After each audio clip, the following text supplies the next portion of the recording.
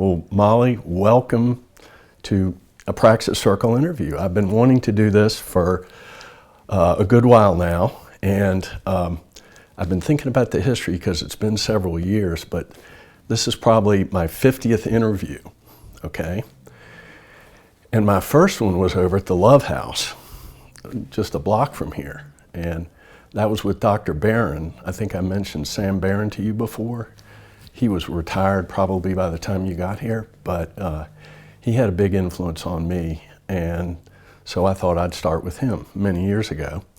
But I also want to make a note that we're here at the NC Study Center, which is, just for the audience, what would you say, the sort of students' Christian organization. It's not technically under the university, but it's an incredibly thriving organization, and you've been a real part of that. Yeah, the Study Center is really, it's part of a movement. The first one, I think, started at University of Virginia in the 70s. And then, especially in the past 10 years or so, these have popped up on campuses around the country. And they are generally some group of Christian philanthropists and people interested in kind of the situation of Christian students at a given secular university will purchase a house that's usually right on the edge of campus, not part of the campus, but on its edge, just to create a space for hospitality and a place where it's okay to ask the whole range of questions that students run into as they are beginning to try to reconcile their faith with their college experience and what they're learning. A place where it's okay to ask exploratory questions if you're not a Christian yet, if you're a seeker. They tend to be Evangelical Protestant in their founding, but really quite ecumenical. There's loads of Catholic students, a lot of interest in Eastern Orthodoxy here, a lot of kind of exploration. And I've found it to be a really nourishing place to meet other faculty as well as students who are just really interested in like the big questions, the big meaning questions. Certainly, it's right up your alley, what they're interested in. And I went to UVA as well, and I did notice the Christian organization in Charlottesville. And when I found this one, I said, Madison Perry has blown that one away. Just as far as what he's done and so on. So it's really impressive what you all are doing. But to get into our interview here with Praxis Circle, we are about worldview. And we're about studying worldview and exploring the concept of worldview, but we're also about building worldview, okay? And not everybody thinks about that very much because they're, today with comparative religion, you're kind of staying arm's length, but at some point you have to, maybe, not necessarily, because a lot of people have several worldviews they go in and out of, but usually it's good to pick one and then build on it. So we try and not forget that piece. And so you have a fascinating history, not only in your personal expertise, but also in your life story. And so that's what I want to get into right here up front. And so we're all born into a worldview, and it's usually comes from a family or whatever family-like situation we're born into. So I'm very curious about what yours was like in Glen Ellen. I know some clues, but I wanted to hear straight from the horse's mouth. I grew up in a town of about 20,000 people, Glen Ellen, Illinois. It's about 20 miles west of Chicago. And my home was secular and not hostile to religion, but not engaged with any particular religious tradition. I think my parents were very happy to support kind of wherever my curiosity led me. And it certainly did not, in my early years, lead me in the direction of Christianity. I do remember my mother is basically an atheist, but she wanted my brother and I to have some familiarity with the Bible just so we wouldn't be complete ignoramuses. And when we were little, she made an attempt to get us to sit on the couch and just listen to a couple of Bible stories. She tried to pick ones that didn't really have a lot of God, in them. I think she read us David and Goliath. And I remember holding my ears. Just literally having this allergy. Whatever this was, it was being forced on me, and I just didn't like it and pushed it away. So it wasn't until I got to university, I went to college at Yale, and I started taking classes across the whole range of the humanities, but also I think meeting a wider range of people. And I guess having the kinds of conversations that you have when you're a first year in college. So there's plenty of people from religious worldviews in my town growing up, but we just didn't talk very much about that. I wasn't conscious of these questions. But in college, it became clear to me that for 99% of human beings in the past and today, religion is this really important frame through which people make sense of the world. And I think I was also increasingly kind of envious of people who had answers to the big questions. So that really became the focus of my intellectual interests. I started taking classes, especially focused on Russian religion, actually, and in the kind of meandering way that you do when you stumble into a class and it leads to another class. I got really interested in Russian history, and that led me into an interest in Eastern Orthodoxy and some of my first forays into kind of very amateur ethnographic work. I got a grant to spend a summer with a community of Russian Orthodox old believers in kind of the middle of nowhere, rural northeastern Alberta. So these are a community. I mean, it's a caricature to call them the Russian Amish, but maybe that's helpful, in that they're a community that broke away from the main body of the Russian Orthodox Church in the 17th century, and they were persecuted first by the czars, then by the communists, and there's a diaspora of them all over the world. There is this fairly isolated community in rural Alberta, and because of their purity rules, I couldn't live with them, but I kind of rented a room in a nearby town and slowly got to know some of the girls in the community my age. Got invited to help with farm chores, slaughtering chickens, milking the cows. Eventually got to go to church and kind of stand in the back in these 4-hour services. It was my first attempt in a serious way to try to get as close as possible to the worldview of people very different from myself. And I just fell in love with that. It's so interesting. And you can never perfectly do it.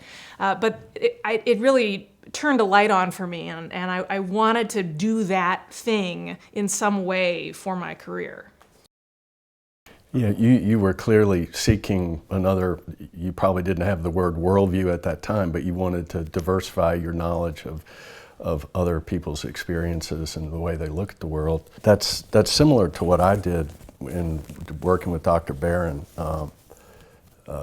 Just wanting to know the communist world and the Marxist world, because the Cold War was in its fury at that time. But so it wasn't so much cultural, it was more ideological. So we share that interest in Russia in the for what it's worth category. What about the culture shock of going to, I have this notion that even though your parents were not religious, that you grew up in basically near Wheaton, and there was the surrounding almost Bedford Falls or type of existence. What was it like going to Yale and being there for 10 to 12 years in terms of changing the way you think? I was there for a long time because I did my undergrad there, and then I took a couple of years off, but stayed in the Yale community working on what became my first book, and then I did my PhD. Initially, I was a little intimidated. I guess I had this impression that a lot of my classmates had gone to Northeastern private schools and had more familiarity with some of the ancient Greek and Roman texts we were reading my first year and this sort of thing. But pretty quickly, I got over that, and I didn't find it to be a catastrophic shock. It is true, and this is maybe something I picked up on later in my intellectual career there, especially in graduate school, that there's a certain, I wouldn't call it hostility to traditional religion. And there are plenty of, at a place like Yale, there are loads of serious Christians, but they constitute a kind of subculture. They don't, at least at the time, I wouldn't say they make a big impact on your experience of the place if you're not already in that world. And I did find, especially as part of my PhD program, I was teaching undergraduates and divinity students as a teaching assistant. I did find a kind of bafflement. I encountered a kind of bafflement at religion. And this was even more extreme, I had a year teaching at the University of Toronto after my PhD. And there was this sense, when I was trying to teach something about American evangelicalism, say, I may as well have been teaching about Martian religion. It was just, okay, this is very fascinating, but it's so foreign. And I mean, frankly, I understood that. I in a little bit of a way, I identified with it because I didn't grow up in it. I mean, you're right, I grew up 2 miles from Wheaton College. And later in grad school, it was very convenient to be able to go home and stay with my parents while I worked in those archives. But I think we all grow up in a little bubble, no matter where we are. Absolutely. I've learned this, you can't assume, you may have a certain idea about the part of the country where someone is from, make certain assumptions about what they are familiar with and what they take for granted. But often you're totally wrong. And I was incredibly clueless. For someone who grew up in one of the epicenters of American evangelicalism, and the Chicago area really is that, one of the most influential megachurches in recent history is Willow Creek, right, which is in the Chicago suburbs. There's Wheaton, Moody Bible Institute, right, you name it. When I got to graduate school, I did not know the difference between a Baptist and a Methodist. I mean, I had very specialized knowledge about Eastern Orthodoxy. I'd taken some classes in German theology, but my knowledge was very spotty. I had a lot of work to do. This is totally off the beaten path, but here's an off-the-wall question. Did you ever believe in ghosts or anything like that? How would you think about, That's a great question. I remember as a young person being fascinated by the idea of ghosts, having a phase where I read, the sort of pulpy horror fiction that's aimed at teenagers, right, by authors like Lois Lowry, and but never really taking it seriously as a component of the world as I experienced it. I mean, looking back, I think until quite recently in my life, I had a very strong, basically undeclared anti-supernaturalist bias. And in graduate school and beyond, I really thought of myself as open to all of these claims that the religious people I was studying made about the world. In some way I was, but there was this substrate of resistance because the way I moved through the world was so materialist. Well, you're very kind and open-minded toward other ways of looking at things. That's clear. And you allow yourself to go a long way down that road to understand. And I think that's probably the trick to being a great biographer. And that's really, you have a gift for that in all your writing, and starting with number 1 down here, which, by the way, that book about Hill is not too long. It is just right. That was, I've never read a biography quite like that one. All right, let's go to Worldview itself. Do you have a walking around academic definition of that? I find it a word a lot of people use, and it probably would fit into maybe 3 different types of usages, but I'm talking about the academic sense that somebody like Carl Henry or Kuyper would think about. How would you define it? Those 2 thinkers are part of the Reformed Protestant tradition, which I think is a tradition that has contributed a disproportionate amount to really articulating what we mean by worldview in a way that is special. I think you're right, it's a word that we throw around without a lot of precision.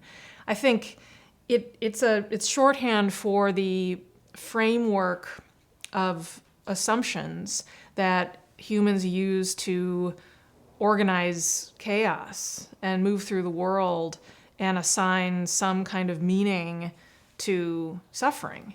And for most humans, it's not necessarily coherent. I think we are remarkable as a species for our ability to operate on all kinds of contradicting assumptions without it seeming to bother us, right?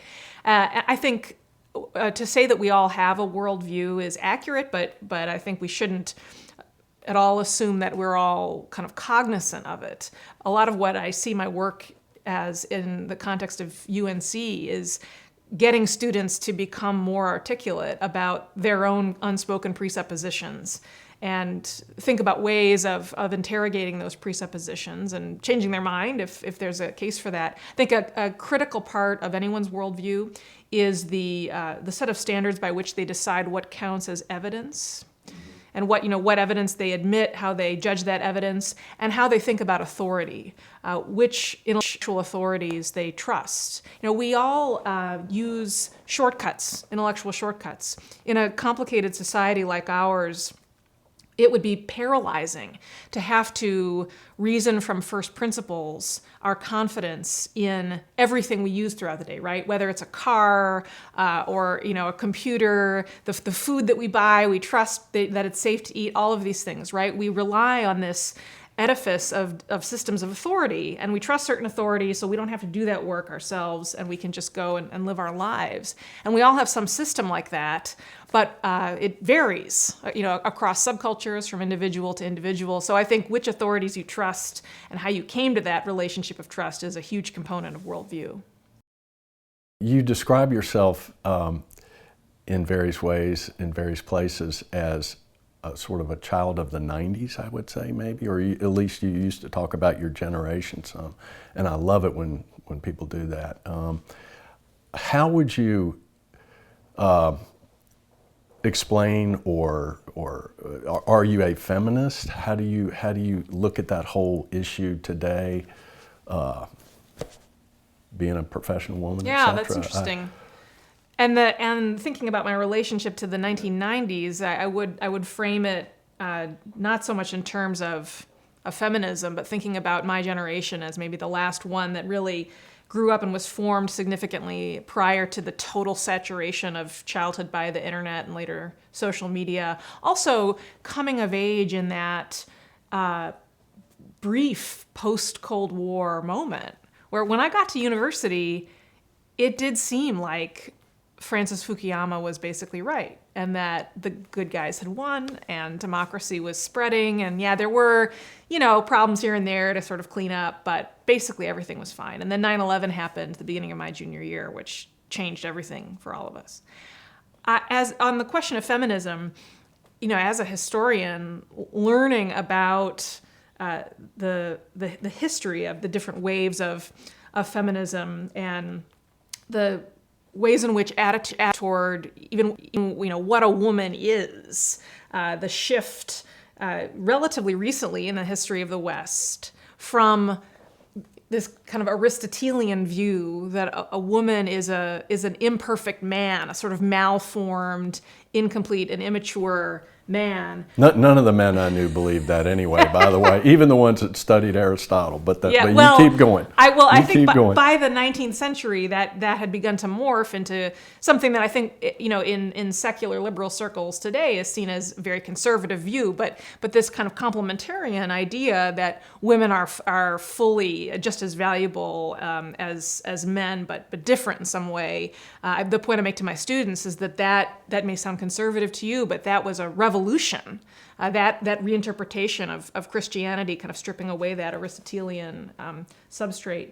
I suppose I don't operate in the mode of a kind of awareness of myself as a feminist. At the same time, I am quick to acknowledge how much I owe to generations of women who had very different situations to navigate. And I think about my mentors, and most of them have been men.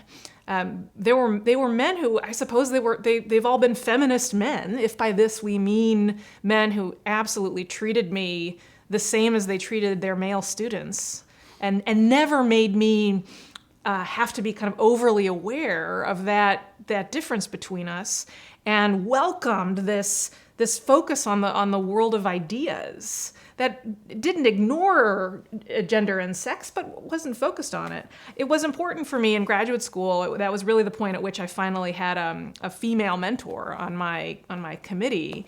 And it wasn't the center of our bonding, but it was very powerful to have a woman about 10 years older than me with whom I could talk about, navigating, being a parent as well as a professor and these broader questions.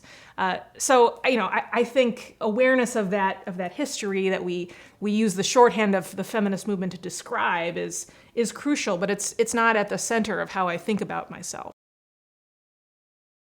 Okay, last question on the personal side is, what means the most to you, if the purpose in life thing, which you all teach a course on, how do you think about that for yourself?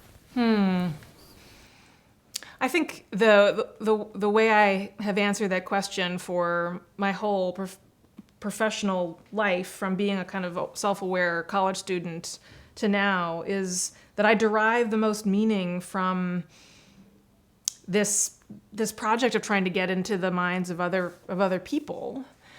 Since becoming a Christian 3 years ago, I mean, I'm still really assimilating and working through what that means, and that's tremendously. I mean, that is increasingly as it's supposed to be. I think, if you believe this stuff is true, Christians claim, this question of my relationship to God and who Jesus is, and trying to press into that and somehow reconcile my own increasing awareness of my total depravity and the absolute selfishness of my existence with these truth claims of Christianity. I mean, that's like the work of a lifetime. It's just crazy.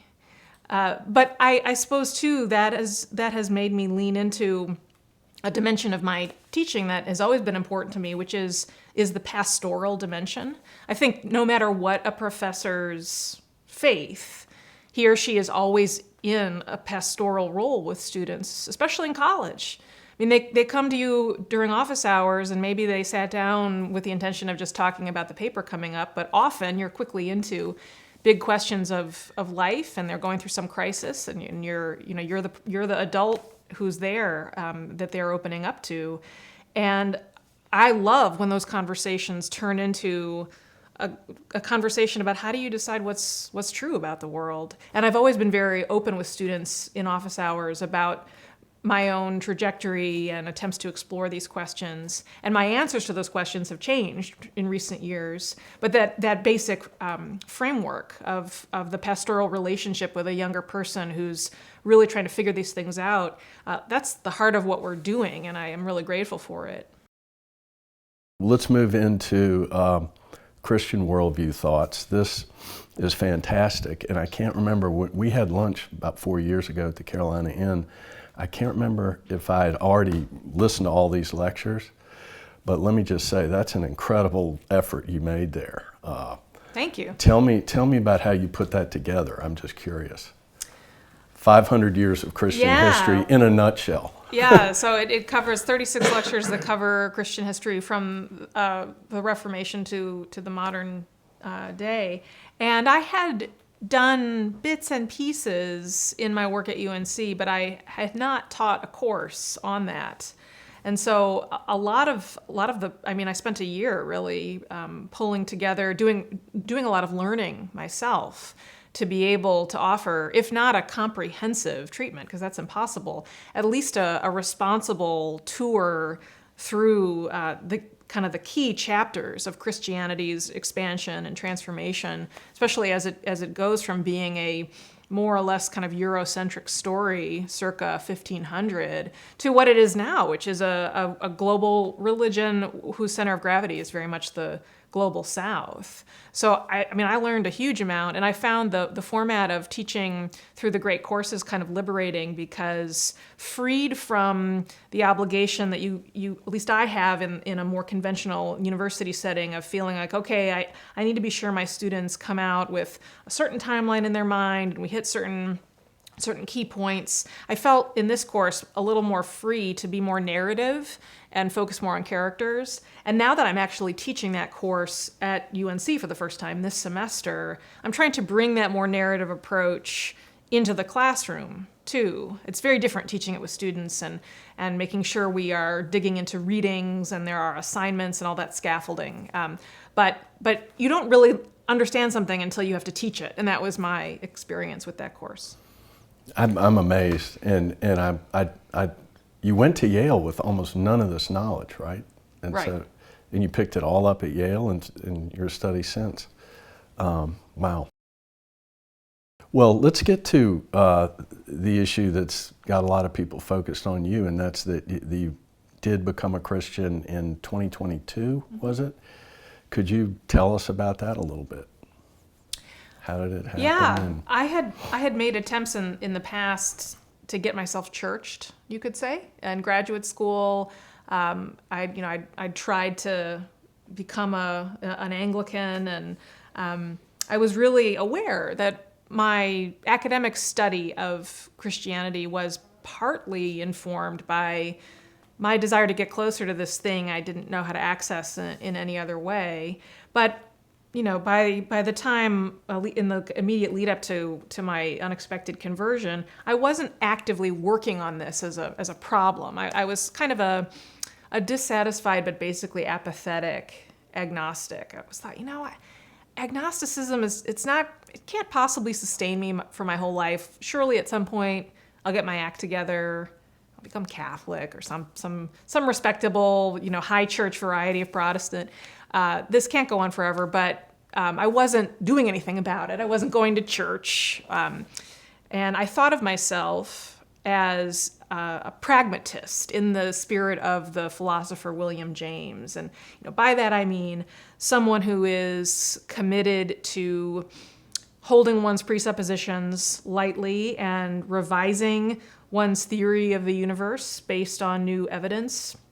William James and that early generation of pragmatists certainly believed that truth exists. They weren't total relativists, but they believed that as, limited mortals, we can't perfectly access it, and all we can do is work together really in community and with the scientific method to get closer and closer to that asymptote of truth. And that's sort of how I thought about what I was doing. I still do admire William James's openness to spiritual experience. He was one of the pioneers of the modern scientific study of the human mind, psychology. He was a Harvard MD in the anatomy department initially, but he also went to seances and was really interested in spiritualism. Very interested in the supernatural. Yeah. And he didn't care that his colleagues kind of looked askance at him for this, and I really admired that. But I was in a kind of a rut, I suppose. Alongside my academic work, I've always done journalism. And so in 2022, I was working on a magazine article about a local Southern Baptist megachurch and its pastor. The church is called the Summit Church. The pastor's name is J.D. Greear. He had been recently president of the Southern Baptist Convention. So I went into this story thinking it was going to be kind of a typical religion and politics thing of the sort that I do a lot of, trying to make sense of it for mostly secular readers. And I was going about my business as a journalist, interviewing initially staff at the church. And I was really struck by the way these people talked about the gospel. And I spend a lot of time with interviewing Christians of various kinds who are all totally sincere. I don't want to suggest otherwise. But there was something different about these Summit people that made me kind of sit up and take notice. Their relentless focus on evangelism, it just made me think, boy, these people, they really believe this is true. And so by the time I had an interview with the main pastor, JD, I had been kind of in this mindset for a little while. And in the course of the conversation, I kind of revealed that I was myself an agnostic. And he was interested in that, but we mainly stayed focused on the topics I went in prepared to talk about. However, that interview led to an email correspondence between us afterward, in which I found myself asking questions, first kind of casually without thinking a whole lot about it. How are your claims as Christians about the miracles associated with Jesus and the resurrection? How are they really any different from the claims that Muslims make about Muhammad or Mormons make about Joseph Smith? And he took my questions, frankly, more seriously than I took them initially. he would write back and say, you know, that's a really good question. Let me do a little homework and pull some resources together for you. And he would send me back these responses that were like 2,000 or 3,000 words with footnotes. Good night. And it, first of all, you know, I was like, wow, this fancy pastor who's a very busy guy is taking the time to answer these half-baked questions. Maybe I need to get serious about this. And then also the more we went back and forth, the more I realized, to my shame, frankly, that even though I'm a historian of Christianity, I had never really investigated the historical claims that Christians make about the founding events of the faith. And I had absorbed in graduate school, not because it was explicitly taught to me in any classes, but I had kind of absorbed from the ether what I now understand is a very, very dated view of the study of the New Testament, and a kind of what you could call a sort of mid-20th century Jesus seminar, you know, that shorthand for that group of progressive scholars who really stripped away any claims we could know much at all about Jesus. That really, okay, there was this nice Jewish holy man, and we don't really know much about him, but then around him is this accretion of myths, and who can really, you know, plumb through that to get to the truth. And the more I read, and my response, you know, to these emails from JD was eventually to say, okay, clearly I need to do some homework. Can you tell me some books to read? And so he did. He came back with a list of books. Prominent among them was N.T. Wright's giant book, The Resurrection and the Son of God. And I read that in concert with Tim Keller's book, Reason for God, which is helpful because Wright's book is a doozy. It's right over your shoulder back there. It's 800 pages, and I'm an academic. I love that kind of thing, but sometimes you get lost and need a reminder of what the forest is for the trees, and so I would kind of bounce back and forth. And this opened up into really an intense summer of. It almost felt like I was doing a master's degree or something, just reading both work by Christian New Testament scholars, but also more critical, non-believing scholars. Also, remember, I was not even a theist at this point, so I was also having to do a lot of reading on cosmology and arguments for the existence of God, let alone the Christian God. And I began taking just very intense notes on it. I'm not really a diary keeper, but I found I had to record the reluctant reactions I was having to these books, and then reread my own reactions, because if I didn't, it was so easy to slide back into my more familiar epistemological grooves, which were basically to say, okay, this account of Jesus and the explanations for the frankly bizarre behavior of his first followers, it makes more sense than I thought, but I'm not the kind of person who believes that. It's just an abstract exercise. To avoid that reaction, I had to just constantly confront myself with my own reasoned responses to these books. I mean, the real power of N.T. Wright's argument to me, at first, it's just the scale of the book and what it communicates in terms of his command of the sources. But essentially, he says, if we only had an account of the empty tomb, or we only had reports of Jesus' disciples seeing him after his death, one or the other wouldn't give us reason to take seriously the claims of the resurrection. But we have both, and here are reasons why we should take the sources' reports of both seriously. And so he makes the case both for the historical reliability of the New Testament documents, the Gospels especially, but also his book is a granular examination of the cultural milieu of first century kind of Hellenistic Judaism. And it made me realize how I had been guilty of what C.S. Lewis calls chronological snobbery. That there is this sense that I think a lot of modern people have that, okay, people in the first century, they believed all kinds of crazy things, right? Like, we can't take them seriously. But it turns out that they, like all people in any culture, have very specific things that they find plausible. What William James would call live hypotheses, claims about reality that jibe with their presuppositions. And then they've got other things that don't compute, that they wouldn't even make up, right? And certainly they believed that dead people stayed dead, and they had very specific beliefs about what resurrection could mean. And in no zone of kind of cultural imagination is it plausible that they would have made up the story that they then went on to report about Jesus as this risen Messiah. It just broke the mold.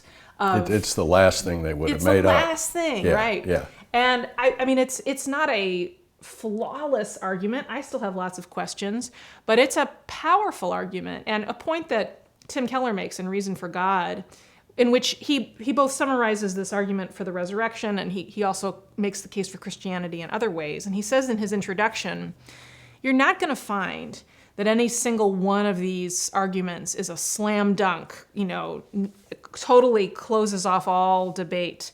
But if you are just open to them, you may find that they have a kind of cumulative effect. And by the end of taking seriously these various arguments for the case for the Christian God, just ask yourself, is this perhaps a little more interesting than you thought? And this certainly happened to me. And as I was working through it, I realized that the thing that was really keeping me from taking these arguments seriously was my hard bias against the supernatural. And my functional belief, even though I'd never articulated this to myself, that we live in a closed universe, and this sort of thing just can't happen. And the more I thought about it and read about it, the more I had to realize that I wasn't entitled to those convictions in the way I thought I was. That it was a set of assumptions. It was a faith. And if I was willing to suspend disbelief in the supernatural, then the Christian account of the resurrection is actually the best explanation for all the events that follow. So I didn't have a kind of conventional born-again experience. This critical summer, I was continuing to go to church. I was going to this Baptist megachurch, much to my shock and horror, right? Because if I was a sort of... You felt a little weird. I mean, I'd been flirting with Christianity in the past, but it was always like high church, smells and bells, right? It was not Southern Baptist megachurch. I was continuing to read the Bible, and I was kind of rediscovering the Gospels, especially, as not in some mystical way, but simply discovering them as really compelling historical sources. I mean, this is another point that C.S. Lewis makes, right? He spent his career reading mythology, and he knows what that genre looks like. The Gospels are not mythology. I mean, if you want to slot them in anywhere, they're more kind of like Greco-Roman biography, but even that is not a perfect fit. And I just was overwhelmed by this sense of these gospel writers as men scrambling to get down on paper really weird stuff that happened, that either they witnessed or heard about at fairly close hand, and it made no sense, and they were just putting it down. Especially the Gospel of Mark. I'd always kind of look down on the Gospel of Mark as that's the shortest one, and people, I don't know, but people say, the Greek is the least sophisticated, and there's just not as much, it doesn't have all the rich Neoplatonist, aura that John has. But revisiting Mark in my new mindset, I was really arrested by the grittiness of Mark and the sheer weirdness. Just again and again reading the Gospels, and this still happens to me, I am just stopped in my tracks by the bizarre quality of the stories that these books tell. I mean, every healing encounter that Jesus has with an individual, it's not like there's a formula. Each one is so strange, and as a story of Jesus meeting this individual as an individual, if maybe they need him to, spit and make a sort of mud paste and put it on their eyes, or take them out away from the crowd, or heal them right in the middle of things. As someone who spent my career reading primary sources, I mean, I'm not a specialist in the first century, but there's a way in which certain documents just pass the smell test and others don't. And the more I read in the literature, the more I'm struck too by the very different culture of scholars who are sort of classicists, who are not focused on the New Testament but study that period, versus the culture of New Testament scholarship, at least in more critical circles.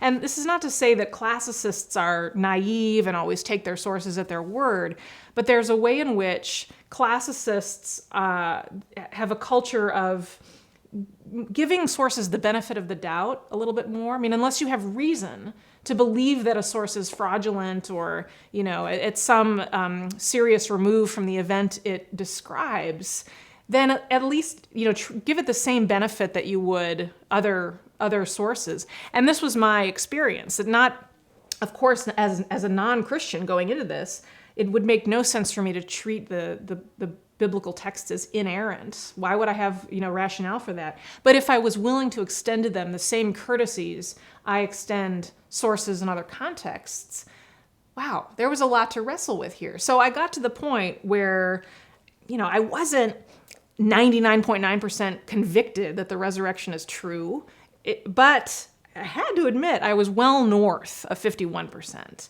And if that was true, and if my hero is this philosopher William James, who says you always have to revise your working theory of the universe when you have new evidence, then it seemed like the intellectually honest thing to do was to accept the lordship of Christ. The other piece of this is I would bring my angst to like various Christians of all different church affiliations and say, surely one can't become a Christian just by reading a lot of footnotes. Like, if God is real, can't he just make it clear somehow? Like, I don't need Jesus to, appear in an apparition at the foot of my bed, but can't he give me like a very warm, fuzzy feeling, right?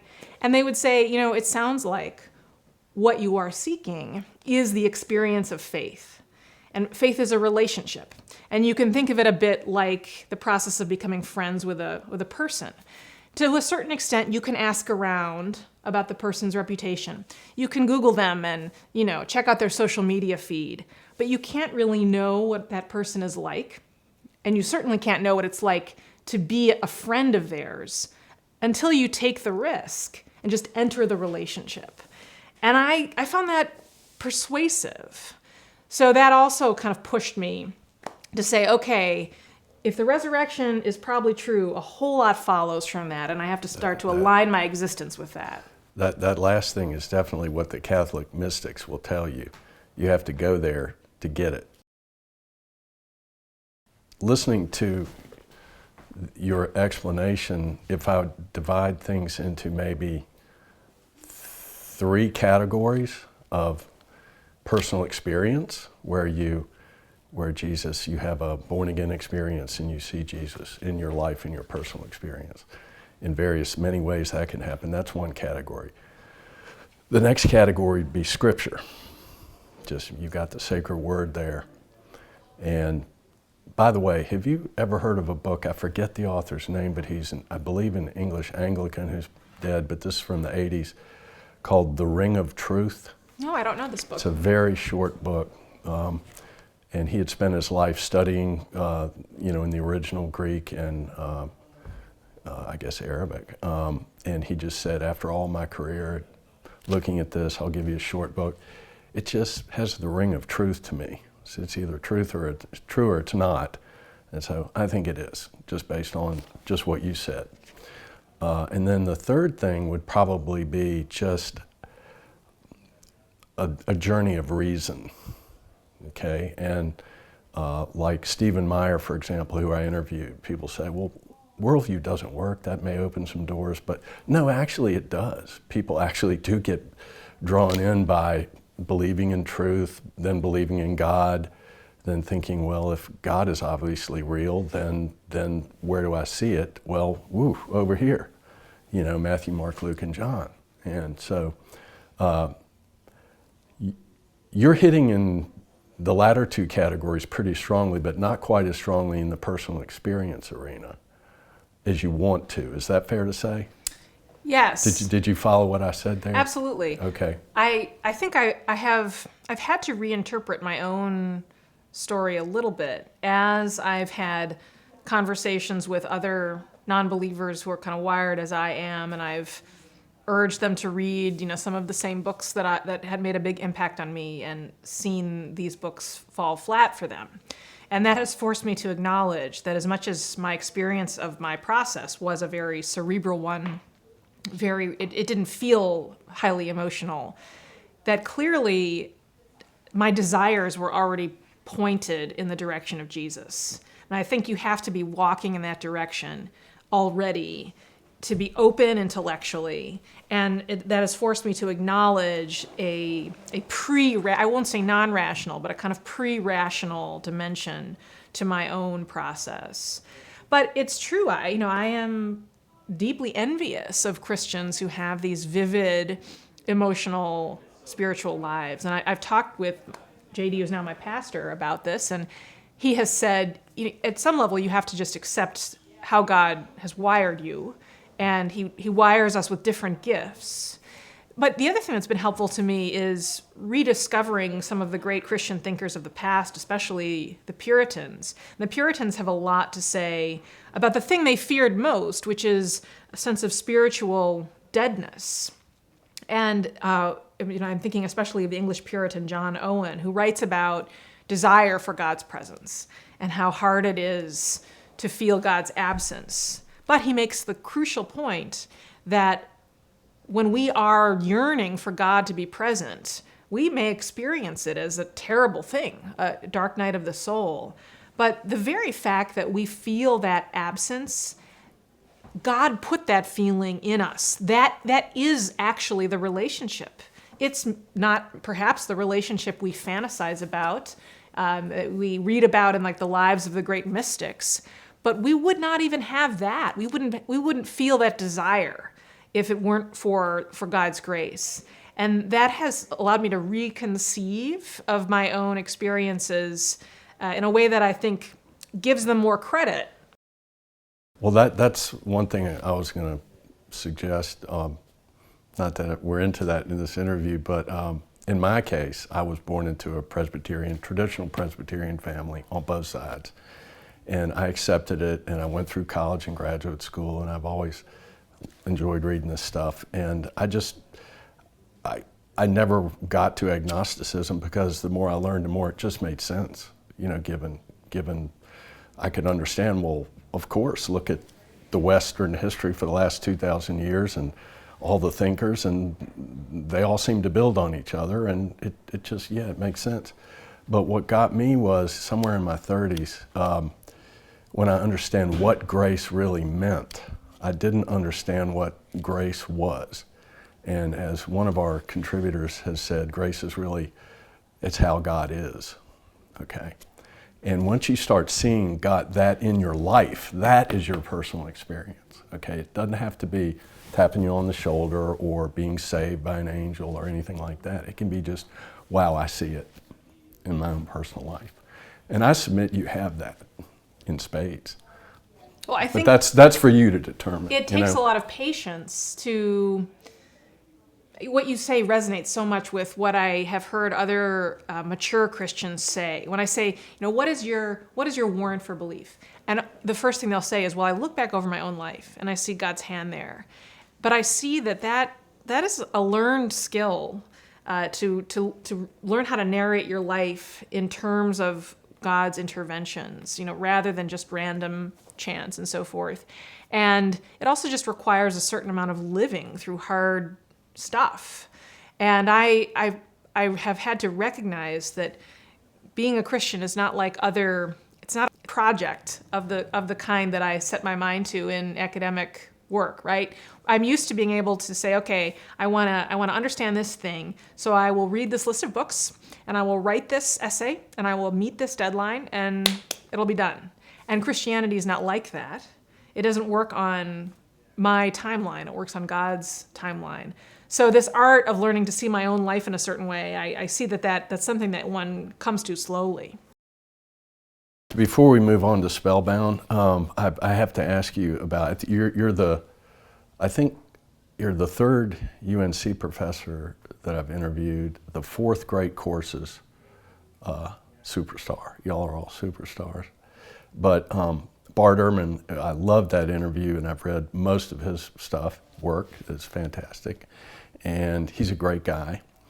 So what would you say to, I know he had a lecture series on how Jesus became God, okay, and I went through it, and I think I read the book by the same title, I'm not sure, but I put it down and I went, well, that's how it happened.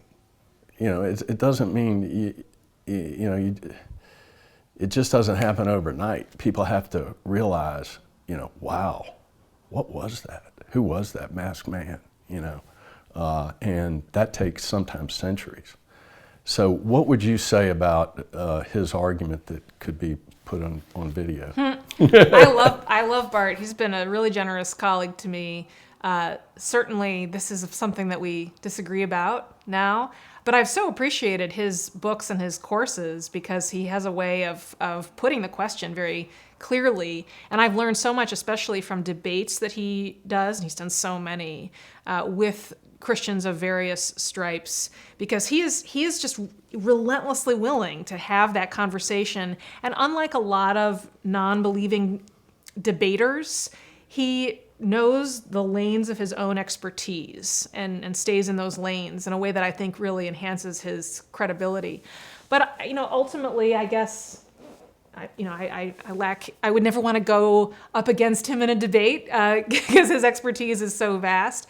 But I am, I guess, more persuaded by some of his opponents on these questions. I think that there's good evidence for in the gospel accounts for Jesus's self-understanding as much higher than anything that made any sense in the Jewish milieu before. I think the story of him healing the paralyzed man who's lowered down on the pallet through the roof, right, and his claim to forgive sins. I think that's a story of incredibly high Christology. I think his use of the self-description, the Son of Man, and the echoes of that in the Jewish apocalyptic tradition raises a lot of really important questions. It's not clear, but it's certainly open to a range of interpretation. And I think even Bart will admit that if he wants to say that Jesus did not declare himself to be God, it was awfully quick. The development of that high Christology was awfully rapid. Within a couple of decades at the outside, and that's too fast to account for by, I suppose, his favored means of telling a story of kind of the accretion of stories through different communities. So I suppose what it boils down to is I read the gospel accounts differently and the relevant parts of Paul's letters, and I'm also persuaded by what other scholars have said about the reliability of those documents and their relatively early creation and their proximity to the events they describe. There's a way in which the New Testament texts were created in this kind of historical sweet spot, about 2,000 years distant from us, which is far enough away that there is a lot of haze and confusion, and there are real limits about what we can say for sure. But 2,000 years, it's not like we're talking about, the era of Moses or the ancient Egyptians. It's close enough to us in, the relatively literate milieu of the Roman Empire that there is loads of evidence archaeologically and in text. So there's a lot to work with. There's this, both things are true, which means that it's possible for smart and informed people to disagree. But I think, Bart's pretty frank in these conversations that what it comes down to for him is the number one, he doesn't think historians have any business going after the miraculous. And he and I have argued about how to understand that. I agree with him to a point, but I think that the historical method can get you to a point where the leap of faith is a shorter leap than it would otherwise be. The whole issue of what is a miracle. But he'll say any explanation, alternative explanation for the empty tomb and the sightings of Jesus no matter how convoluted, stolen body, bribe, Roman guards, whatever, anything you want to come up with is more plausible than a miraculous explanation. And if that's your position, that's that shuts down the conversation. But I think Bart is a really great interlocutor for Christians, and they ignore him at their peril. For me, you have a genuine skeptic who does have a kindness for the subject that says, here's my skeptical view, but it could have happened. That's what he told me, and those are my words, and so. There's so much we could talk about there. All right, to get to Spellbound, I'm going to pull it up here, and this is not a book review. Okay, this is just what when I finish a book. See, this is how I read people. Oh my gosh! Books. Okay. Wow. See that? So that's there amazing. You go. Yeah. Well, it's just I get into a dialogue with the author about what he or she is saying. But anyway, when I'm finished, I finished Spellbound Monday, April 19th at 9:48 p.m. at home with my wife. And so when I do that and I like something, I write down just what comes to mind. It's not a book review, it's just, so I said, excellent book. Really gets the reader thinking about human nature, God, and human history in new ways, from a predominantly U.S. perspective, but not solely. I think Molly understands America well, seeks to understand without bias, and has a natural eye for phonies. An engaged and gifted biographer, she pulls up and out many of the less known but important historical figures across gender, race, and time. Bravo. I understand American and religious history much better now. Well, that's terrific. I really appreciate that. So it's a story that hasn't quite been told that way, and I know there are people like Mark Knoll that you're following on. You may view yourself as the new Mark. I don't know, but that's how I can see you a little bit. But tell me about this. What should I know? What should the people know about this? Well, I started working on it around 2016, 2017, and it had two origin points, you could say. One was a desire to try to make sense of the American political landscape, and especially the powerful, polarized reactions provoked by Donald Trump. And how is it that one individual can be seen as so compelling by a huge swath of the country, and the other half of the country doesn't just find him unpersuasive, but actively repugnant. What's going on there in this individual? At the same time, I'd been thinking for a while about how scholars and journalists who study religion have for generations relied heavily on poll data. And they've made a lot of rates of church attendance, what people say when pollsters call them up and ask, do you believe in God? And do you affiliate with a particular church? And we all know, of course, with some interesting exceptions, especially recently, that those numbers generally go in one direction. And so we tell this story of the decline of religion. But it has always been my conviction for my whole career as a student of religion, long before I became a Christian, that humans are in some fundamental way religious creatures. We seek to connect our puny, mortal existence to a big transcendent narrative that lends it meaning. We have an impulse to worship, to set something, some cause, some power apart as holy and orient our lives toward it. And just because that impulse is not landing as often as it once did in organized weekend worship, I think it's a mistake to assume that it's just evaporating. I'll raise my hand. I don't necessarily go to church near as much as I used to for lots of reasons, but I'm still just as religious. But sorry to interrupt, but I'm just an example. In your case, probably you're still mostly in the lane of Christianity. Oh, totally. Yeah. I think more so than ever. Yeah, that's not necessarily true for a lot of Americans, but I think my working hypothesis was one place this religious impulse might be landing is in the relationship that people have with certain leaders. And so what's going on there? And that propelled me into this study of past 4 centuries of American history, focused on charisma in both meanings of the term. So I'm interested in charisma in that original New Testament sense. And it's a word that Paul really coins, derived from the ancient Greek word charis, anointing, gift from the gods. But for Paul, it means, in some contexts, the gift of salvation. In other contexts, range of spiritual gifts, these supernatural powers, speaking in tongues and prophecy, so forth, that Christians have struggled to make sense of for the past 2,000 years. And that is intertwined, to me, with charisma in the sense that we use it colloquially today when we talk about politics, which is a usage that we've inherited, really, from the German sociologist Max Weber, who a bit more than 100 years ago took that term charisma from the world of biblical studies and applied it to the study of power more broadly. But I think that there's a real muddle about what it means. And we punt to the word charisma often when we're witnessing a dynamic we can't quite make sense of. And initially, I really confused it with charm. And I thought that I would be writing a book full of really charming people, amazing orators, people really good at working the room. They'd all be really good looking. That was true in the breach, maybe, but not as the broad pattern. And in fact, the broad pattern I found was that initial pattern that intrigued me about Donald Trump, which is that charismatic figures are deeply polarizing, and they revolt as many people or more as they compel.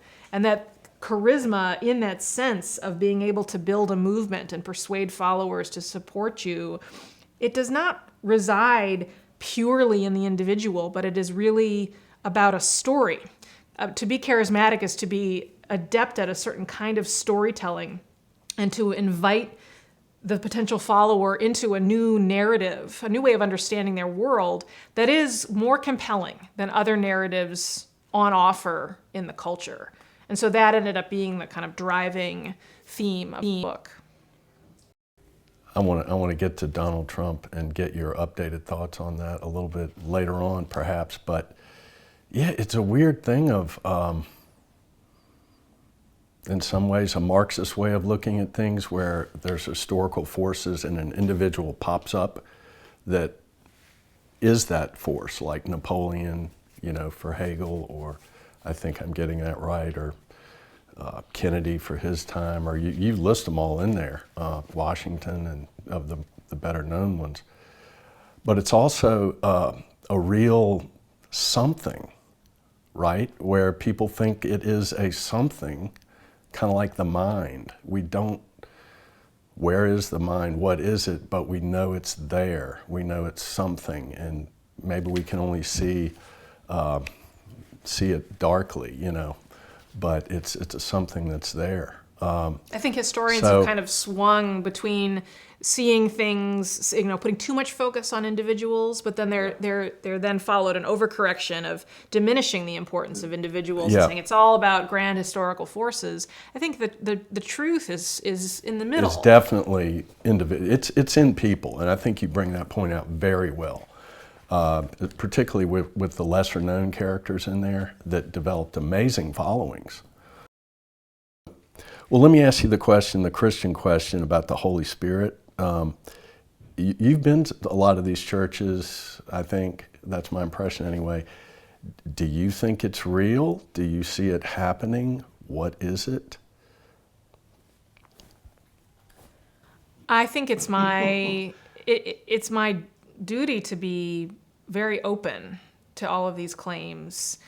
I came away, after my conversion, full of curiosity about the claims regarding the manifestations of the Holy Spirit in our own time. And my next kind of research project after I accepted the resurrection was into contemporary claims of miraculous healing. And I spent a fair amount of time interviewing both Western Christians and Christians formed in other cultural contexts, especially had really interesting conversations with a few Nigerians who have since transplanted to the U.S., but really have feet in both worlds and express a lot of dismay and bafflement at the tone deafness of Western Christians so often to the activity of the supernatural. And I developed a friendship with a pair of academics at Indiana University, Josh and Candy Brown. He's a neurologist or neuroscientist, and she is a religious studies scholar. And they've both had, they've made really successful mainstream careers in a secular university, but because of their own family experience with what they believe to be a miraculous healing, Josh had a terminal cancer diagnosis that after a whirlwind tour of healing ministries and prayer miraculously vanished. They've devoted a lot of their scholarly energy to trying to this question of, can you study these claims? Can we gather data from revivals in Mozambique where people claim to have sight when they were blind and be able to hear? And so they took audiology equipment and eye charts to the field, and it's not possible to do double-blind studies of this stuff. But the data they gathered was awfully interesting. And the more you begin to engage with this literature and just read testimonies and confront some of the data about the huge proportion, something like 90% of people who become Christian in Burma do so because they say they've had a personal experience with some kind of healing.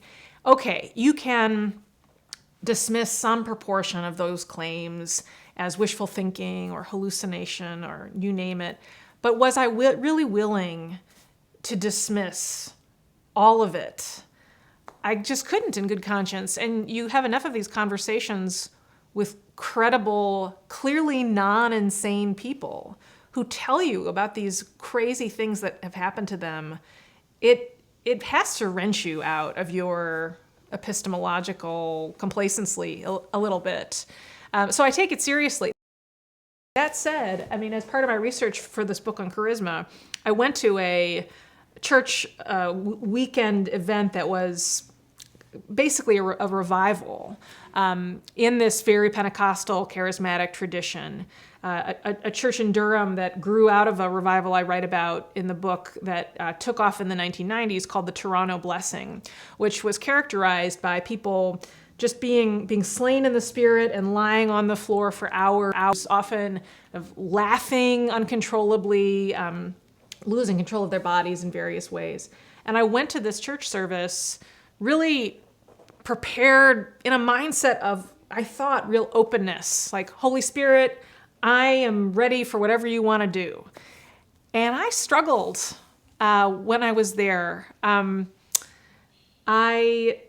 Because Christian subcultures that are familiar, that embrace the Holy Spirit in this way, there is a liturgy, there is a ritual to it. There are certain expectations, so preacher after preacher would get up on stage and they would, at a certain point in their message, begin to make kind of groaning noises and get wobbly in the knees. And at a certain point, when they had kind of finished the arc of their message, a person called a catcher would come up behind them and, be there when they fell back, slain in the spirit, and then they would be tugged off stage and draped demurely with a blanket, while the next person took the spotlight. And I suppose I wrestled with the way in which clearly there is sort of a choreography here. And I had fascinating, very candid conversations with Pentecostals and Charismatics. I said, tell me about the role of your agency. So you're telling me this story about God forcing you to your knees, and you had to crawl on your knees through the door of this church. Is it really the case that you couldn't get up? And this pastor I was talking to said, well, of course I could have gotten up. God is never going to make me do something that I'm not willing to do. So yes, I had to submit. I had to be open to it. And so Pentecostals and Charismatics are they're very subtle about how they talk about the relationship between free will and the force of the Holy Spirit.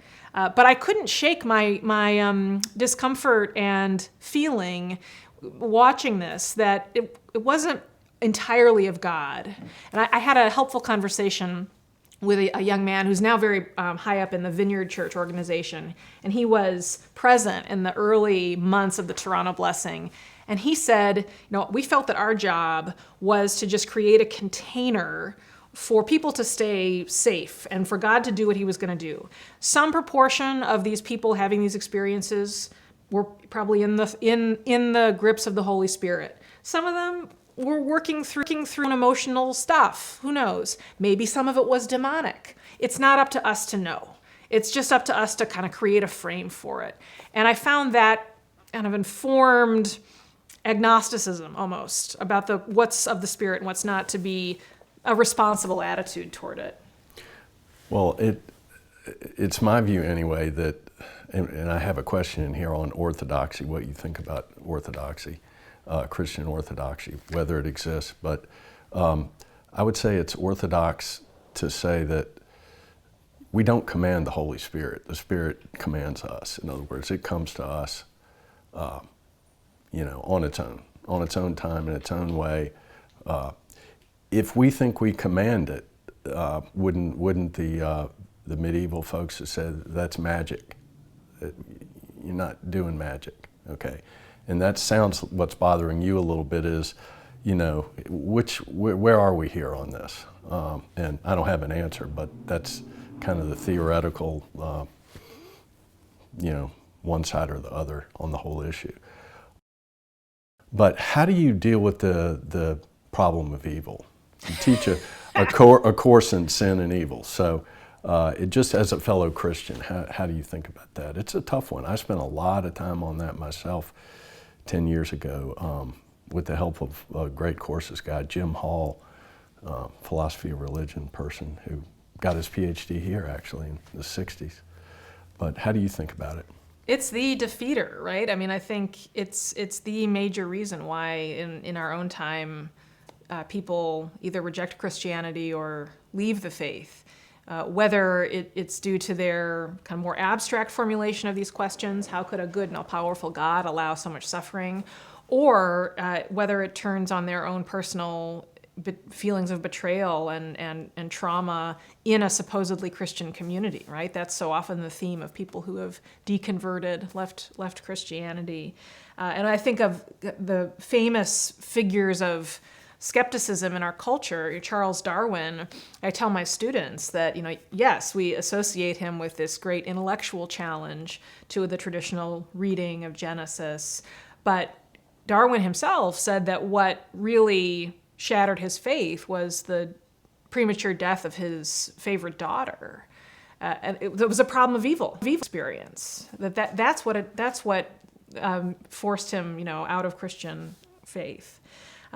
So there are there's no tidy answer. And I think Tim Keller's approach to this has been helpful to me too, in that he, on this topic, he says there's no slam dunk, but there are several lines of thinking that are helpful when you are in a place in your own life when you're not immediately dealing with something terrible and you have the bandwidth to think about these things. And then there are these other practices and scripture and ways of thinking about prayer that are crucial for when you are in it. And it's not the place or the time to do a sort of deep philosophical dive. I go back constantly to John 11, the healing of Lazarus. I think the thing that makes the Christian God different from all of the other pictures of divinity that we get in all the other world religions is that he is a God who, although he knew how that story would end and he knew he would raise Lazarus, he wept. He was deep in a personal experience of the pain of human suffering. I mean, this is the whole point of the incarnation. And it's what makes the Christian answer to the problem of evil different from all other theistic answers. I also think there's a lot of power in the point that when we have that reaction to call something evil, that is a frame to sort the universe into good and evil that depends on theism, depends on a set of moral absolutes that I think derive from a particular picture of the universe as ordered by God and humans as created in God's image. that you can't really sustain without that religious framework. So fine, you want to critique the many, many sins and atrocities committed in the name of the church. Of course, that's human depravity at work. But in doing that, you are using a Christian framework. You are holding those Christians accountable to their own principles. And you're not entitled to use those principles otherwise. And this is something I changed my own mind on. I mean, early in my own intellectual career, I was more persuaded that the more skeptical philosophers of the Enlightenment had managed to kind of engineer a framework for universal moral claims without theism. And I'm just no longer convinced that that's true. I mean, I think, Kant and his categorical imperative, I mean, his argumentation makes a lot of assumptions that are really premised on his own Protestantism. More recent thinkers like John Rawls, very similar story. I think an attempt to offer a totally secular, godless moral framework, but he thought he was going to be in the priesthood. I mean, he had an early formation as a very serious Episcopalian, and I think in his own intellectual journey, he sort of climbed up the ladder of Protestantism and then kicked it away and tried to confect a rope that you could climb to get to where he did. But I do think that the whole framework still depends on Christianity, even if when we're in the midst of suffering, it's absolutely understandable and permitted to rail at God. I mean, this is the power of the Psalms. So many of the Psalms are written with the sense of clenched fists at God's apparent absence in the midst of suffering. And those would not be in the Bible if God did not want us to bring our feelings of disappointment and betrayal and anger and confusion to him. So it seems to me that the most important thing when you're in an incomprehensible experience of suffering is to keep praying. And that can mean swearing and at God, but the thing not to do is to totally turn away and stop arguing and stop making clear your own lack of comprehension, because God creates, he wants that. The Bible indicates this. So with those words, why don't I want to understand a little bit more also about Apostles of Reason, which goes back a little bit. That is a worldview book, if there ever was one. And I think I see Molly getting to know these evangelicals and how they think, and I think you were writing against a stereotype, and I know they appreciated it. And so what is that book about, the crisis of authority? Because I think that's an ongoing crisis that we all have, I started out, you're very right to perceive. Is that a question or not? Did I ask the question? I don't know what the question was. Make it into a question. Make it into a question for me. Thank you. You're right to perceive a desire in that book to push back against stereotypes. I did have this sense early in my grad school career that conservative Protestants just didn't get a fair shake. I think the media landscape's better now. I think there are a lot of really good reporters writing about it, conservative Protestants and Catholics for secular media. It was less true in the early aughts.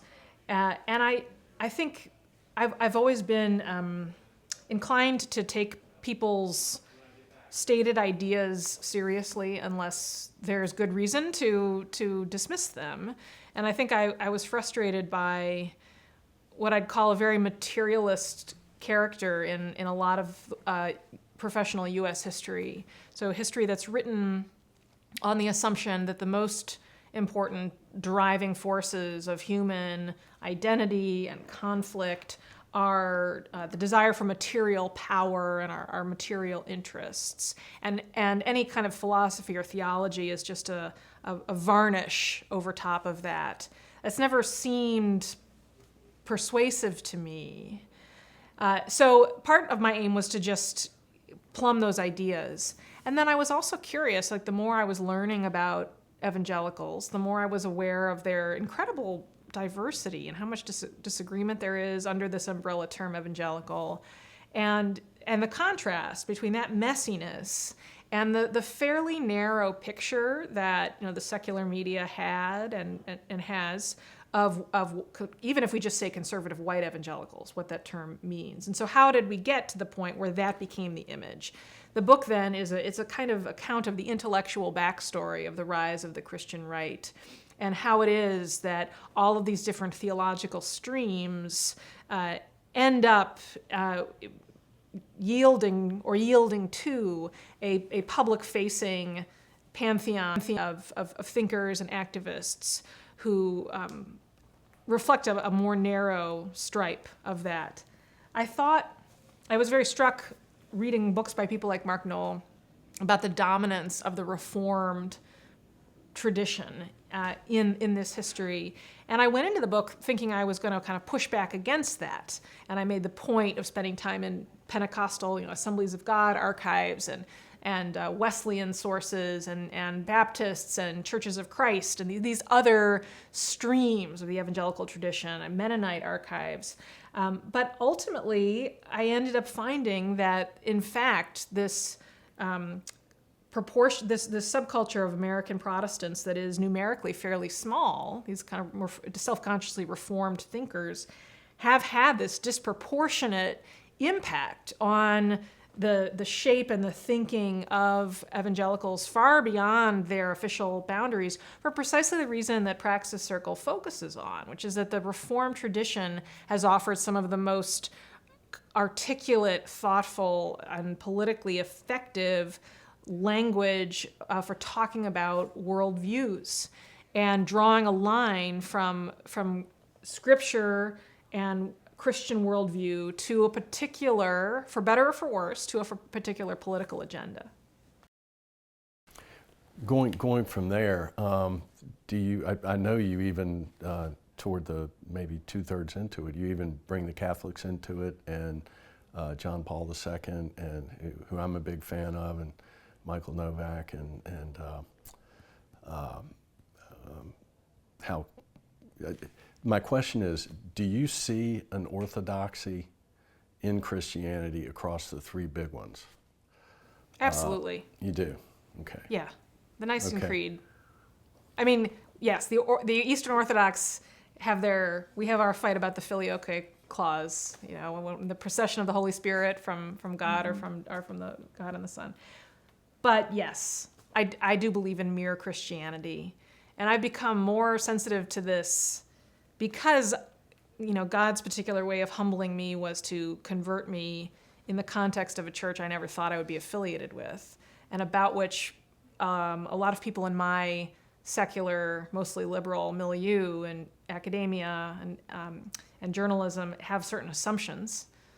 So I go to a Southern Baptist megachurch not because I am absolutely convicted on the Southern Baptist distinctives, although I think there's a good case to be made for their approach to baptism, things like this, but because it's the best place right now for me to learn mere Christianity. And I think that God has permitted or perhaps encouraged all of these different streams because human temperaments and cultural situations vary so much. And I think a Christian constantly has to be attuned to both the strengths and the blind spots of wherever you happen to be located, and be willing to avail yourself of the resources and approaches of the whole Christian tradition going back in time and globally to enhance your own awareness of what you might be missing. So I love teaching students about Eastern Christianity because most of my students are they grew up in the United States. They're probably products of an American church, and there's so much they take for granted about, and how they think about free will and God's sovereignty and religious practice and mysticism and how we know God. And even the barest introduction to Eastern Orthodoxy shows them that there are other ways of looking at these things that I think are still in the lane of Christian orthodoxy, but they're radically different. Yes. Do you think Catholicism and Protestantism has come closer together, say, since the 1960s? Yes.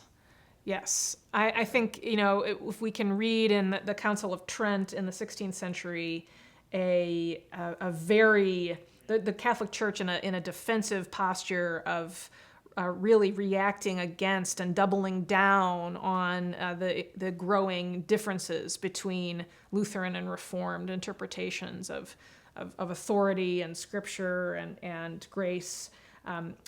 Fast forward to the 20th century, I think Vatican II does represent a meaningful rapprochement and movement of the Catholic hierarchy toward really recovering an attitude towards Scripture and grace and authority that is pre-Protestant. I mean, I think it's not that the church became more Protestant, but it's that it reflected in Vatican II, I think, an effort to get back and recover basics.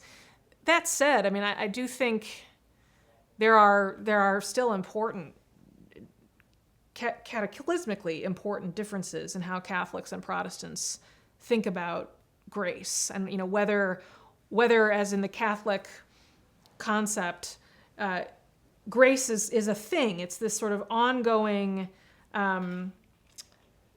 supernatural substance that is a gift from God that heals us, and it's an ongoing process. That's very different from the Protestant understanding of grace as a change in our relationship with God. And I think too, we can talk about the way in which there are these theological differences, but then also part of what's driven perhaps Catholics and Protestants closer together in many contexts is the changing broader culture, and this sense that whatever the historic divisions between these different streams of Christianity, now the great threat is the rise of secular, humanistic, radical individualism. And there's more to be gained by a kind of common alliance than there is in fighting. Can we work together more? Are we doing it? What do you think there? And why don't we work together more?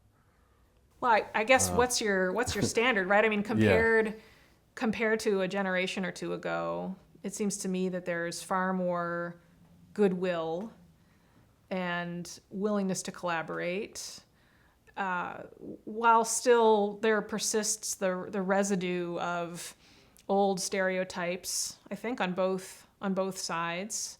I encounter in my Catholic or sort of post-Catholic, lapsed Catholic secular friends a real condescension toward Protestants.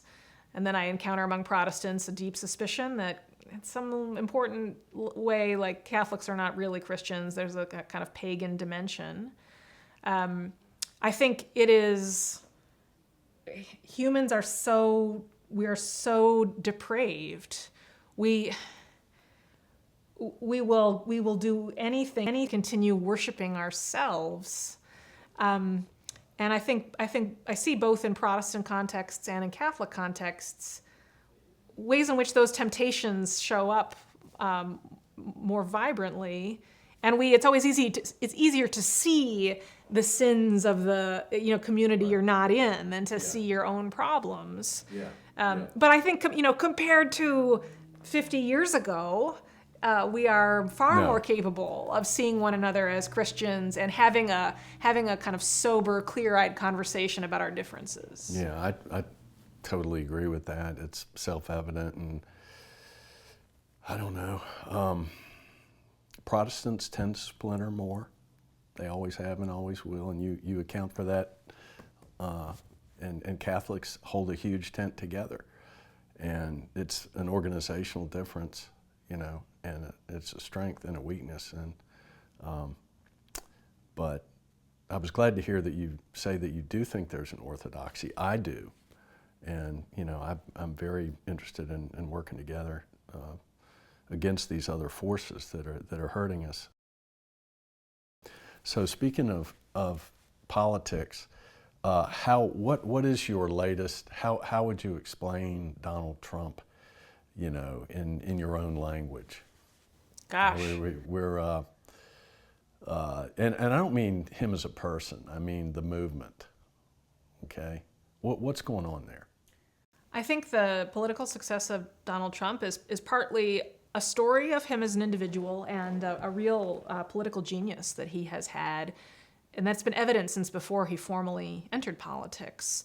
A gift for telling a certain kind of story about himself and perceiving the frustration of a large number of Americans with the existing political options. But the power of his movement is about the intersection of him as an individual with, I think, some of these broader forces. There is, over the large span of American history, a kind of ebb and flow to Americans' views of establishment elites.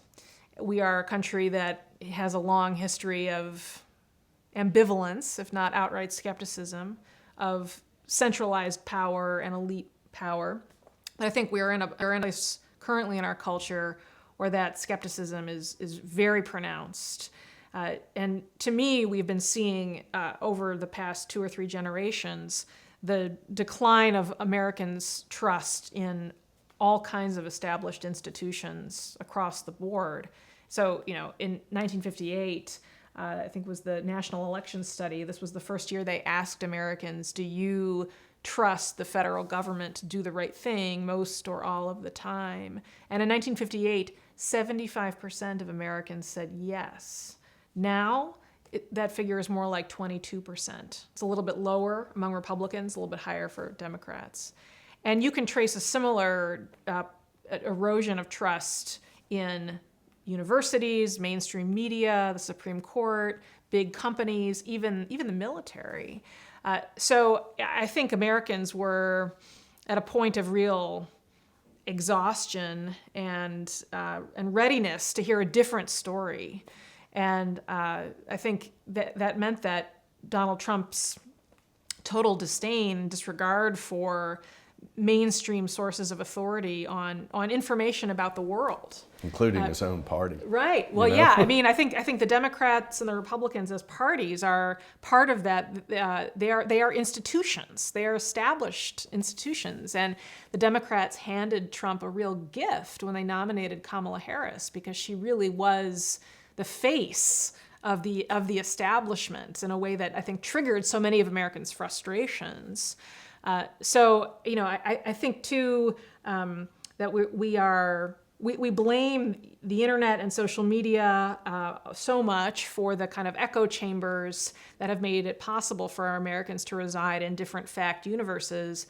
But in my research, I was interested to learn about so many of the pre-internet roots of that polarization, and really the way in which the media landscape the table was set for Donald Trump in the 90s, and Rush Limbaugh, I think, pioneered so much of the style of storytelling and attacking mainstream establishment media outlets and talking about the elites in a certain way that really created a playbook that I think has served Donald Trump really well in our own time.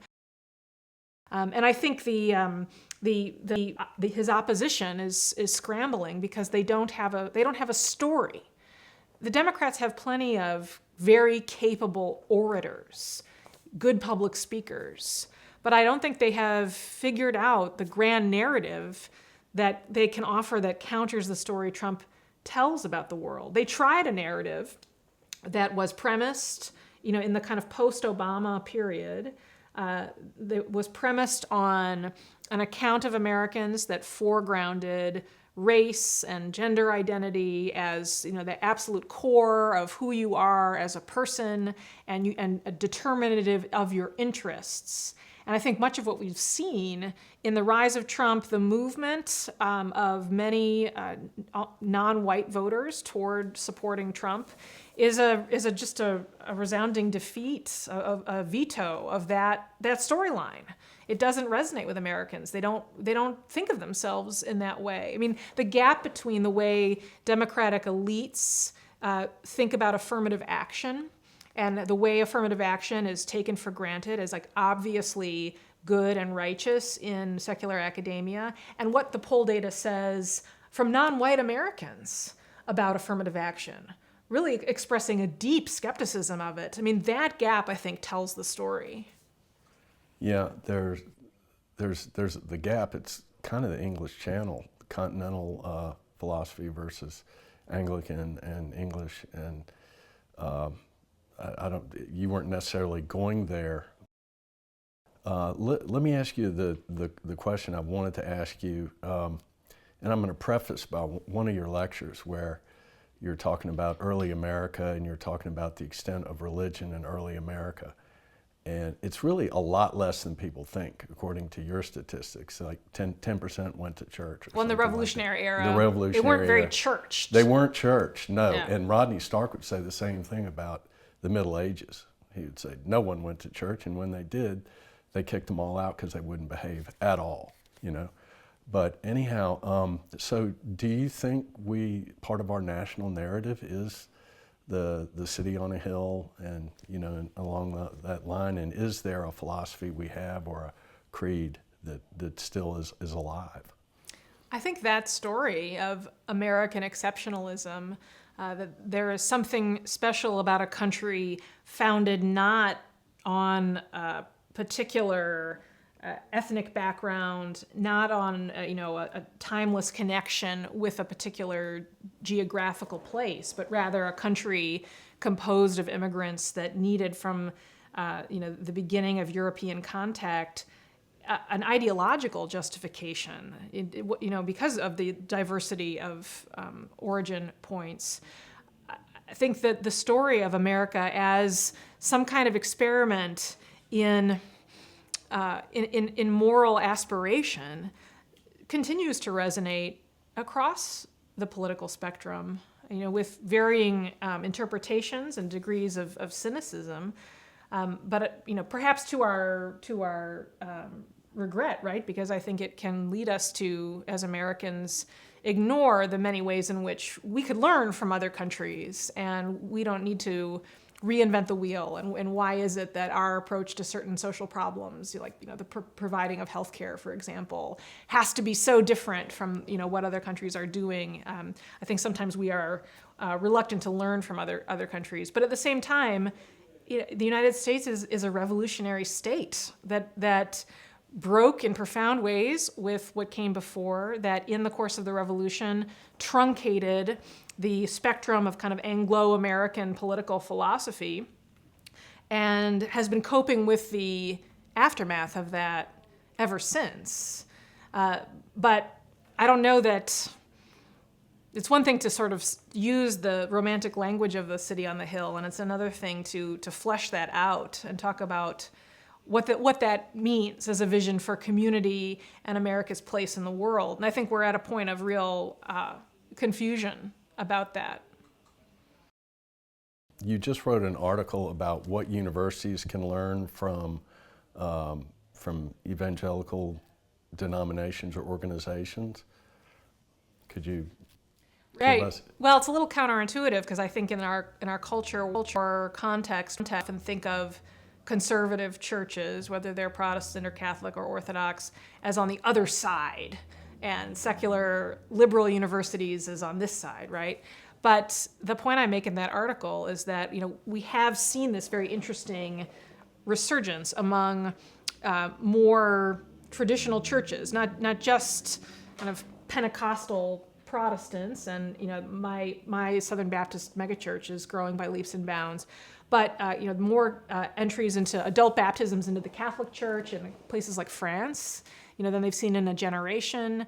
A really interesting influx of especially young men into Orthodox churches. Mm-hmm. And the common denominator is that the churches that are growing are the ones that are unabashedly supernatural. They lean into the weirdness of Christianity.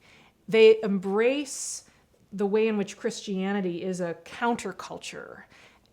This is not to excuse them from all errors and compromises with politics and so forth, but there is a way in which they know what they're about, and it is to run counter to important streams in the broader culture. I think universities have forgotten what it is to be a true counterculture. And I don't mean that in the usual kind of thin left-wing sense. It's always, universities have, for at least 100 years, always offered a pretty hospitable home to that. But I mean counterculture in a broader sense, in that universities should lean into their historic identity as a place where it is valuable to study obscure languages and sit around reading Dostoevsky late into the night and thinking about what you think about ultimate questions. And that, well, first of all, I actually do think that all of that work has plenty of practical benefits when it comes to getting a job and being employable. But that's not the point. The point is that a true counterculture is not enslaved to the immediate utility, the kind of way in which the marketplace values a fairly narrow set of often changing skills and metrics, but rather allows for a broader span of what it is to be a flourishing human. So that's my point in that kind of funny comparison between churches and universities. And school in the 70s was nowhere near that way as it is today in terms of being utilitarian. It really wasn't. The utilitarian or STEM study was there for sure without the name, but it was almost more the minority. Now I think it's the majority by far.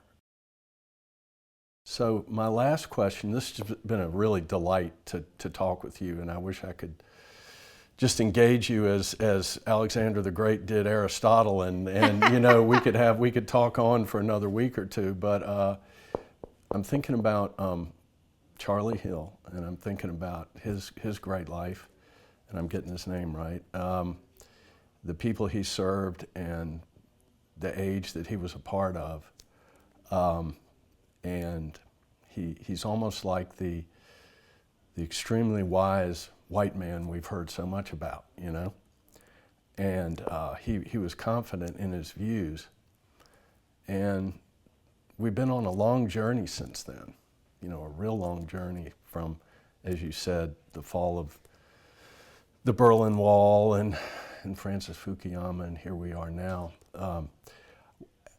How has our journey been? Are you optimistic? Are you happy? Are you fluxumed? Where are we? Just because you're very in touch with that, obviously. And I was amazed at the maturity of your book coming right out of college. I couldn't believe that you could bring all that together.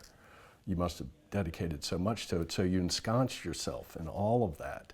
How do you feel now since then? Yeah, your audience probably needs a quick primer on who Charlie Hill was. I would appreciate that. Yeah, so he was the subject of my first book, and I got to know him because he was my professor when I was an undergraduate at Yale, but he had a whole career, 4 decades, as a Foreign Service officer and then working for the United Nations that sent him to the kind of most interesting points of Cold War foreign affairs history in the late 20th centuries. He was the Forrest Gump of world activity. He kind of was, yeah. So he's not, not a famous name, but he was behind the scenes at so many key points. He was, in Saigon when America withdrew from Vietnam. He was a China watcher in the 1960s. He was posted in Tel Aviv in some critical parts of the late 1970s. He was a speechwriter for Henry Kissinger and kind of second in command during the Reagan years in the State Department under George Shultz, and kept contemporaneous verbatim notes on every conversation he saw or was a part of, especially during that later part of his career. So it was an amazing historical source. My book is both a conventional biography of him, but also about a third of it's written in first person because I was his student. And I started the project really idolizing him, but being a halfway decent biographer and also, getting to know his ex-wife and seeing, that he had made decisions on the fly in his career and in his personal life that were not immune from criticism, I really had to come to grips with a new view of my mentor, really. And I think about Charlie all the time. He died in 2021, but remains the most important influence on me as a thinker and a teacher. And he combined there was a certain pessimism to him in a broad civilizational sense with an unbounded exuberance for the study of ideas with young people that was the opposite of pessimistic. And I really identify with that tension now. I find it so easy to slide into catastrophic thinking about the state of our civilization, the rapid approach of the AI singularity, the failure of us as a society to even agree on a shared set of facts, let alone solve basic problems. I worry so much about higher education. But when I'm in the classroom with students who are still very fired up by supposedly old-fashioned ideas and eager to figure out what they think about the world, that helps me stick a bit more to what I guess is my obligation as a Christian, which is to have a fundamental optimism and a fundamental confidence in who we are as creatures made in the image of God. Even if the Christian map of the human story allows for plenty of awfulness that has happened and will continue to happen, it's that already not yet tension, right, in the eschatological character of Christianity. Yeah. And it's somewhat the same with being able to reconnect to Carolina, other than just the Rams club. I played soccer for 4 years, and I'm a dedicated Tar Heel on the sports side. But in the UNC Alumni Free Speech Alliance, being able to meet people like you and get to know some faculty members again, and be around students more than my own son and daughter who went here, and I mean, it's just been a real treat. And there's no replacing getting optimism that way, which is kind of the way you walked in the door here. That's right. Talking about your students and what you're getting out of that. And so thank you for giving that to me. It's been quite a pleasure. Thanks so much, Doug. This has been fun.